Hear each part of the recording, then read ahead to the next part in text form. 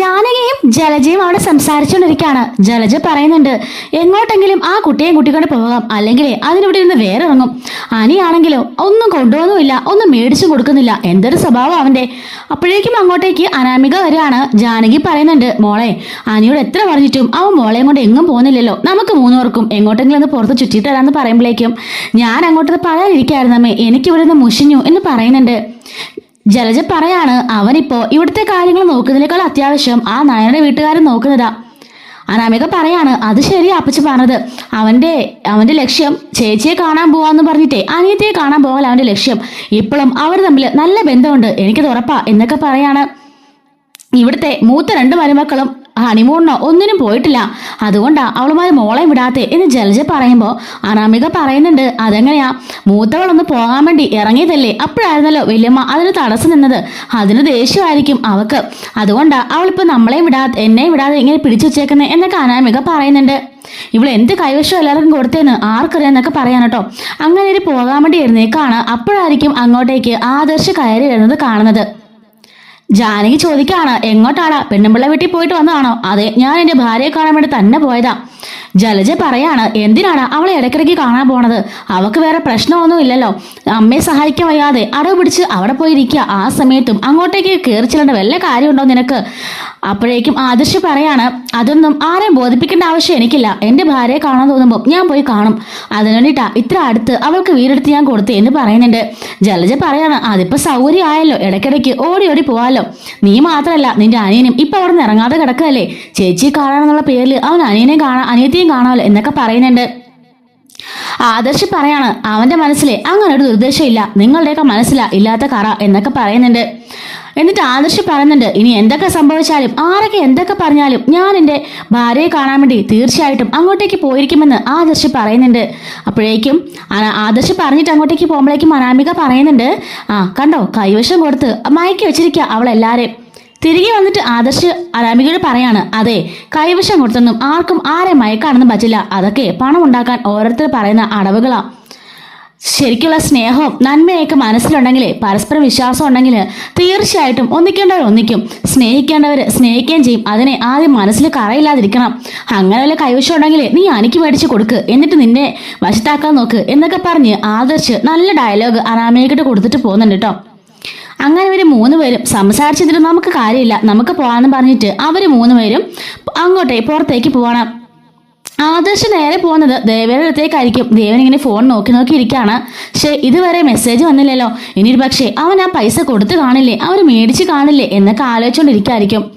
ആദർശ് അങ്ങോട്ടേക്ക് കയറി വരുമ്പോഴേക്കും ദേവേനെ ചോദിക്കാണ്, മോനെ നീ ആ ചെക്ക് കൊടുത്തില്ലേ? ചെക്ക് ഞാൻ കൊടുത്തു, പിന്നെ എന്താ മെസ്സേജ് വരാത്തത്? അത് അവർ പ്രസന്റ് ചെയ്തില്ലേ? അമ്മേ ഞാൻ പറഞ്ഞില്ലേ, അവരങ്ങനെ പൈസ ഒന്നും മേടിക്കുന്നവരല്ല. പലതവണ പറഞ്ഞിട്ടും അവർ ഒന്നും ചെയ്യാൻ തയ്യാറാവുന്നില്ല, അവർ പൈസയും മേടിക്കുന്നില്ല. അവസാനം നിർബന്ധിച്ചാ ഞാൻ ആ ചെക്കൊന്ന് കൊടുത്തിട്ട് വന്നത്. ഇനി അതവരെ പ്രസന്റ് ചെയ്യോ ഇല്ലയോ എന്നുള്ളത് അവരുടെ കേസല്ലേ എന്ന് പറയുന്നുണ്ട്. നീ എങ്കിലേ ആ കുട്ടിയുടെ ഭർത്താവിനെ ഇങ്ങോട്ടേക്ക് വിളിക്ക്, ഞാൻ അയാളുടെ കയ്യിൽ പൈസ കൊടുക്കാം. അമ്മേ ഞാൻ പറഞ്ഞില്ലേ ആ പയ്യൻ വരില്ല. അപ്പോൾ തന്നെ അവർക്ക് മനസ്സിലാവുമല്ലോ എന്തെങ്കിലും പാരിതോഷികം തരാനായിരിക്കുമെന്ന്. അവരങ്ങനെ പാരിതോഷികം പ്രതീക്ഷിച്ചൊന്നും അല്ല ഈ ഒരു കാര്യം ചെയ്തത്, അതുകൊണ്ട് അതൊന്നും അവർ സ്വീകരിക്കില്ല എന്ന് തന്നെ ആദർശ് പറയാണ്. ദേവേര് പറയുന്നുണ്ട്, നിന്റെ ഭാര്യ വലിയ ഡിസൈനറാന്ന് പറഞ്ഞിട്ട് നീ അവർക്ക് കമ്പനിയിൽ ജോലി കൊടുക്കാൻ നിൽക്കല്ലേ, ആ ജോലി നീ ആ പെൺകുട്ടിക്ക് കൊടുക്ക്, അവർക്കെങ്കിലും ഉപകാരമാട്ടെ. ആ പെൺകുട്ടി ജോലിക്കാരാണെങ്കിൽ ഉറപ്പായിട്ടും ഞാൻ ആ കുട്ടിയെ ജോലിക്ക് കൊണ്ടുപോയിരിക്കാം അമ്മയെന്നൊക്കെ പറഞ്ഞിട്ട് അമ്മ ഇനിയിപ്പം അതൊന്നും ആലോചിച്ച് ടെൻഷൻ അടിക്കണ്ട, എത്രയും പെട്ടെന്ന് അവനെ അമ്മയുടെ മുമ്പിൽ കാണിക്കാം, അമ്മ എന്നെ സമാധാനപ്പെട്, എന്നിട്ട് നടക്കാനാവട്ടെ എന്നൊക്കെ പറഞ്ഞിട്ട് ആദർശ് താഴേക്ക് മുത്തശ്ശി അടുത്തേക്ക് പോവാണ്. ആദർശ് പറയുന്നുണ്ട്, എന്തായാലും മുത്തശ്ശ ഞാൻ എൻ്റെ അക്കൗണ്ടിൽ നിന്ന് ട്രാൻസ്ഫർ ചെയ്യാൻ തീരുമാനിച്ചു അവർക്ക് കുറച്ച് പൈസ എന്ന് പറയുമ്പോഴേക്കും മുത്തശ്ശൻ പറയാണ്, വേണ്ടടാ ഞാൻ എൻ്റെ വകയായിട്ട് അവൾക്ക് കൊടുത്തോളാം എന്ന് പറയുമ്പോഴേക്കും ആദർശ് പറയുന്നുണ്ട്, ഇനി ആര് കൊടുത്താലും അവൾ പിണങ്ങത്തേ ഉള്ളൂ, അതിന്റെ പേരിൽ അവൾ വഴക്കുണ്ടാക്കത്തേ ഉള്ളൂ, അവൾ ഒരിക്കലും അതൊന്നും സ്വീകരിക്കാൻ പോകുന്നില്ല എന്നൊക്കെ ആദർശ് പറയുന്നുണ്ട്. അങ്ങനെയാ നന്മയുള്ള മനസ്സ്. എന്തായാലും ദേവയാനി എത്രയും പെട്ടെന്ന് മനസ്സിലാക്കട്ടെ എന്ന് നമുക്ക് പ്രാർത്ഥിക്കാം എന്നൊക്കെ മുത്തശ്ശൻ പറയാണ്.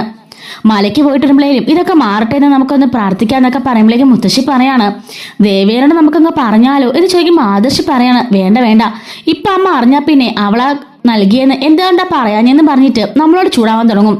അതുകൊണ്ട് ഇപ്പോ അവളുടെ കാര്യം ഒന്നും പറയണ്ട, തൽക്കാലം ഇങ്ങനെ പോട്ടെ, വേറെ ഏതെങ്കിലും പെൺകുട്ടിയെ കാണിക്കാൻ പറ്റുമെങ്കിൽ കാണിച്ചു കൊടുക്കാം. മുത്തശ്ശൻ പറയാണ്, അത് വേണ്ട മോനെ, അതായാലേ നമ്മൾ ആ പാരിതോഷികം ആ പെൺകുട്ടിക്ക് ഓരോന്നൊക്കെ കൊടുക്കേണ്ട വരത്തില്ലേ, അതുകൊണ്ട് അതിൻ്റെ ഒന്നും ആവശ്യമില്ല. എന്തായാലും സമൂഹ വിവാഹം എന്ന കണക്കില് വർഷം 10 കല്യാണമെങ്കിലും നമ്മൾ അനന്തപുരക്കാർ നടത്തിക്കൊണ്ടിരിക്കുന്നതാ. അതുപോലെ എത്രയോ പേർക്ക് നമ്മൾ സഹായം ചെയ്യുന്നു. പിന്നെ ഇത്രയും നല്ല ഡിസൈനിങ്ങും ഇത്രയും കാര്യങ്ങളും നമുക്ക് വേണ്ടി ചെയ്തുന്ന ആ പെൺകുട്ടിക്ക്, നിന്റെ ഭാര്യയ്ക്ക് നമ്മൾ എന്തെങ്കിലുമൊക്കെ ചെയ്തു കൊടുക്കണ്ടേ എന്ന് മുത്തശ്ശൻ പറയുന്നുണ്ട്. പിന്നീട് കാണിക്കുന്നത് അനാമികയൊക്കെ ഇങ്ങനെ റോഡിലേക്ക് ഇങ്ങനെ പോകുന്ന വഴിക്കായിരിക്കും അനി ഒരു കടയിൽ നിന്നും പച്ചമരുന്ന് വാങ്ങുന്നത് കാണുന്നത്, ഒരു ആയുർവേദ കടയിൽ നിന്നും. അപ്പൊ അനാമിക പറയാണ്, കണ്ടോ അമ്മേ, അവൻ ആയുർവേദ കടയിൽ നിന്ന് സാധനം വാങ്ങിക്കുന്നു പറയുമ്പോഴേക്കും ജലജ പറയാണ്, അത് പിന്നെ അച്ഛനും അമ്മയും അതല്ലേ ഉപയോഗിക്കാറ്, അവർക്കായിരിക്കും എന്ന് പറയാണ്. അങ്ങനെ ഇവൻ സാധനം മേടിച്ച് ബൈക്ക് എടുത്ത് അങ്ങോട്ടേക്ക് പോകുന്ന കാണുമ്പോഴേക്കും, അല്ല ഇവൻ ഈ വഴിക്ക് എങ്ങോട്ടാ പോന്നേ, അമ്മേ വാ നമുക്ക് അവനെ ഫോളോ ചെയ്യാന്ന് പറയുമ്പോൾ അതിനൊന്നും ആവശ്യമില്ല മോളെ ജാനകി പറയാണ്. ജലജ പറയുന്നുണ്ട്, ഇല്ല ജാനകി, ഇവൾക്ക് അങ്ങനെ മനസ്സിലൊരു കറണ്ട് ഉണ്ടാകുന്നുണ്ടെങ്കിൽ ഉറപ്പായിട്ടും നമുക്കൊന്ന് പോയി കണ്ടിട്ട് വരാമെന്ന് പറഞ്ഞിട്ട് അവർ 3 പേരും അവന്റെ ബൈക്കിനെ ഫോളോ ചെയ്ത് പോകുന്നുണ്ട്. അവൻ നേരെ പോകുന്നത് നന്ദാവനത്തിലേക്കാണ് കേട്ടോ. അവൻ ചെല്ലുമ്പോൾ തന്നെ കാണുന്നത് നന്ദു അവിടെ നിന്ന് പഠിക്കായിരിക്കും. അവള് ചാടി എഴുന്നേക്കുന്നുണ്ട്. അങ്ങനെ ആ അകത്തേക്ക് കയറി ചെന്നിട്ട് പറയാണ്, ദാ ഇത് നയനേച്ചി കൊള്ളാം, മരുന്നാന്ന് പറയുന്നുണ്ട്, ആദ്യചേട്ടൻ വാങ്ങണമെന്ന് പറഞ്ഞിരിക്കുകയായിരുന്നു, അതെന്തായാലും ഞാൻ മേടിച്ചു എന്ന് പറയുന്നുണ്ട്. അങ്ങനെ അകത്തേക്ക് ചെന്നിട്ട് ചേച്ചി എന്തുണ്ട് വിശേഷം എന്നൊക്കെ ചോദിക്കുകയാണ്. അനി എനിക്കൊരു കുഴപ്പമില്ല, എന്റെ സുഖവിവരങ്ങൾ അന്വേഷിക്കാൻ വേണ്ടിയിട്ട് അനി ഇങ്ങോട്ടേക്ക് ഇനി വരണ്ട എന്ന് പറയാണ്. എന്താ ചേച്ചി ഇങ്ങനെയൊക്കെ പറയുന്നേ, എന്തായാലും ഞാൻ വന്ന് ചേച്ചിക്കുള്ള തരാനുള്ള തന്നു, ചേച്ചി ഒന്ന് കണ്ടു, അത്രയും മതി, ഞാൻ ഇനി പോവാ, ചായ പോലും കുടിക്കാൻ നിൽക്കുന്നില്ലെന്ന് പറയുമ്പോഴേക്കും, അതൊന്നും വേണ്ട, വന്നതല്ലേ ചായ കുടിച്ചിട്ട് പോയാൽ മതി. അനി നിനക്കറിയാലോ നിന്റെ എന്റെ മനസ്സിലൊന്നും കളങ്കമില്ലെങ്കിലും കാണുന്നവർക്ക് അങ്ങനല്ല, തെറ്റിദ്ധരിക്കുന്ന പലരും ഉണ്ട്, അതുകൊണ്ടാണ് നീ മനസ്സിലാക്കണമെന്ന് പറയുമ്പോൾ അതൊക്കെ എനിക്ക് മനസ്സിലാവാൻ വേണ്ടത് എന്ന് പറയാണ്. അച്ഛനും അമ്മയും എവിടെയും ചോദിക്കുമ്പം അവരെവിടില്ല, അമ്പലം വരെ പോയെന്ന് പറയുന്നുണ്ട്.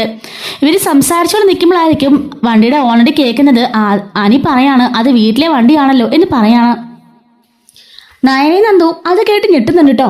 അപ്പോഴേക്കും അതിൽ നിന്നും അനാമികയും ജാനകിയും ജലജയും ഇറങ്ങി വരുന്നത് ഇവരെ കാണുകയാണ്. അനാമിക പറയുന്നുണ്ട്, എനിക്കറിയാടാ നീ ഇങ്ങോട്ടേക്ക് വന്നാണെന്ന് എനിക്കറിയാം, അതുകൊണ്ടാ ഞങ്ങൾ നിന്നെ ഫോളോ ചെയ്ത് വന്നത്, ആർക്കാടാ നീ മരുന്നൊക്കെ വാങ്ങിച്ചോണ്ട് വന്നത് എന്ന് ചോദിക്കുന്നുണ്ട്. ജലജ പറയാണ്, നമ്മൾ ഓർത്തു മുത്തച്ഛനും മുത്തച്ഛയ്ക്കും ആണെന്ന്, ഇവിടുത്തെ കിളവനും കിളവിക്കും ആയിരിക്കും ഇവൻ മേടിച്ചു വന്നത്, ഇപ്പൊ ഇവിടുത്തെ കാര്യങ്ങളാണല്ലോ അവൻ നോക്കുന്നേ എന്നൊക്കെ പറയുന്നുണ്ട്.